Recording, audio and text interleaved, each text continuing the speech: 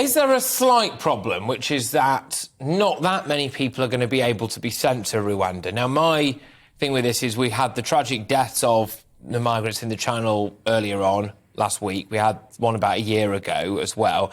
And the possibility of drowning in freezing cold waters in the busiest shipping lane in the world is not enough of a deterrent, clearly, to stop people taking this journey. Why would the possibility that some of you might be sent to Rwanda? Well, I've said to you, actually, Patrick, I recall saying that Rwanda was not the final magic wand. It isn't. It's got to be part of the solution, though. And what is new is what we've just heard Rishi Sunak say. And that he has said that he's committed to dealing with this issue. That's new. That's different. When Boris Johnson said in 2019, yes, if you arrive here illegally, you'll be sent back, he didn't mean it.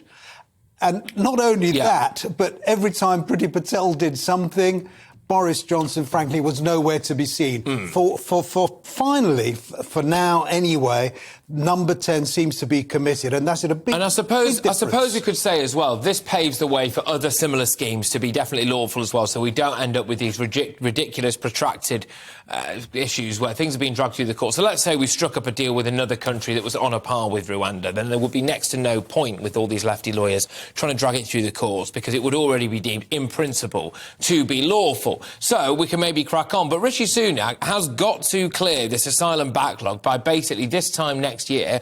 Otherwise, in my view, he's out of a job because he said he would do it, OK? Will this go some way to actually doing that? Because that's a lot of planes. I don't think it makes the blindest bit of difference, frankly, whether the Rwanda scheme is revived or as to whether that happens and we get the queue, the backlog down.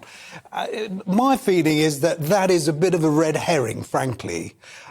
Of course, we've got to deal with them quickly, and that is part of the deal, I think, that we deal with those people who are coming here illegally quickly and then act. That isn't what's happening. No. With regard to the 130,000, 140,000 who are in the queue, who are in the backlog, frankly, it should take as long as it needs to take in order to do it properly. I'm not in favour of a box-ticking exercise simply because they've asked for asylum and they've been waiting for a while to say, OK, you can stay.